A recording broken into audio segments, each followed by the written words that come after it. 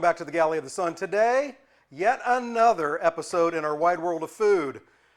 If you watch us, you know we love the Mexican. So today, September 15th, is when I'm filming this, day one of Hispanic Heritage Month. Garlic, beef, enchiladas. Not a traditional Mexican recipe, but inspired, heavily inspired. So let's go ahead and get this party started.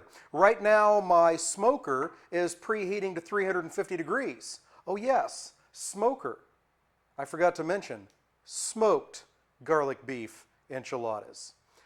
Had a co-worker of mine, has some relatives, lives near Mexico, and they went over the border and grabbed me some authentic Chihuahua cheese. Now, interesting, that Chihuahua cheese is made by German Mennonite immigrants to Mexico. Came over in the early 1800s, and they've been making it ever since. The stuff is super melty. It's fantastic. I've been using it a lot. So, we're going to make use of it. First thing I'm going to do is, behind me, I have a skillet and I have a saucepan. In the skillet, we're going to get our filling ready. In the saucepan, we'll get our sauce ready. What's going in the filling? Well, first of all, 2 pounds of aged ground beef. We make our own. You can use regular ground beef, but if you're interested in making aged ground beef, video's right there, right there. All right. So I'm going to brown this along with 2 diced up onions. All the ingredients, their amounts, and the directions are down below in the description section. This is going to take about 6 to 8 minutes to get this browned up, and as I'm browning it, I'm going to do my best to break this into the smallest pieces I can.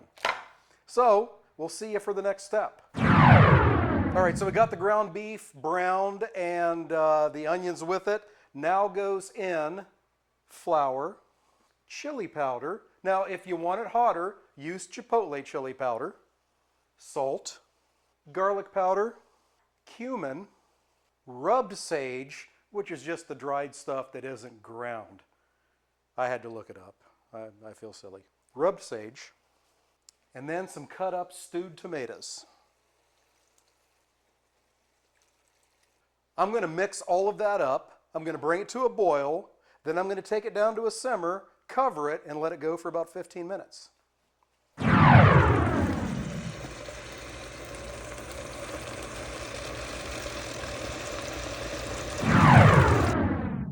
All right, as our beautiful aromatic filling is cooking, it's time to get the sauce ready. I am going to melt 2/3, yes, 2/3 of a cup of butter. That's over 1 stick. Once that butter is melted, you are going to add your garlic, 12 cloves in this instance that are minced. Cook it for about a minute, and then we'll get on the next step. One of my favorite aromas in the world, along with cooking bacon. Once that's good and aromatic, we're going to add in our flour and mix until fully incorporated. Once that's fully mixed in, you don't see any more white from the flour. Now goes in your beef broth. In our case, it is a mixture of beef and smoky chipotle, better than bouillon. We're going to add this slowly and whisk it in. Once you feel you have that mixed in pretty well, and it's hard to tell if you have the lumps out or not because of all that garlic that's in there, which looks like lumps, but I think you'll be able to figure it out. In goes a couple cans of tomato sauce. And then the last of your seasonings. Chili powder, salt, cumin, some more of that rubbed sage.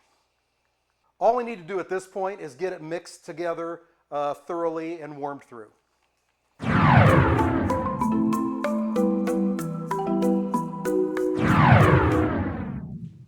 Alrighty, our sauce is done, our filling is done simmering, so now we're going to start assembly. First of all, in a casserole dish that you do not mind putting in your smoker, and I've got this cast iron one, we need to get some sauce down. So we'll get a couple ladles full of sauce down, get that spread out. Got to have the lubrication for enchiladas. Ain't that right? Says the director.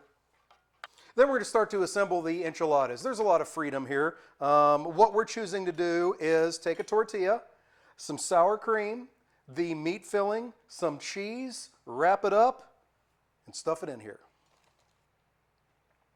You can add, some avocado pieces in there if you want, some black olives. Now, we are going to add black olives, but I'm going to add that at the very end on top. One, so you can see them, and two, if they don't like them, they can just pick them off real easily.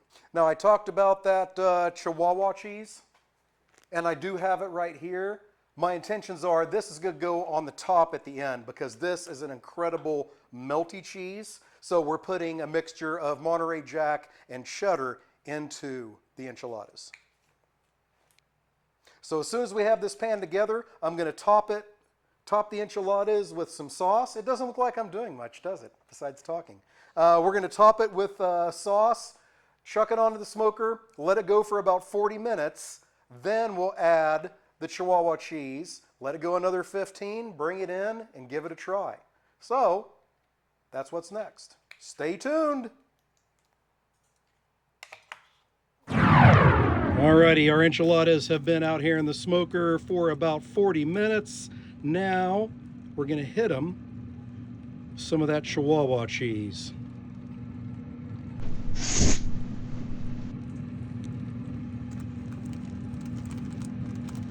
This process can be done much faster if you're not holding a camera with one hand.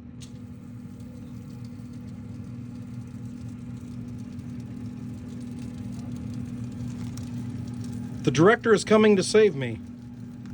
Or you can watch 5 minutes of cheese application on some incredible garlic beef enchiladas.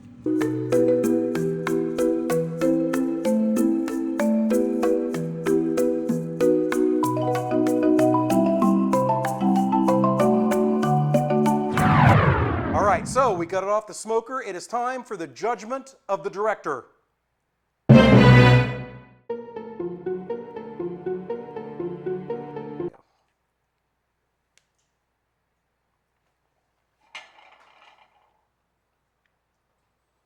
All right, so it is smoked garlic beef enchiladas.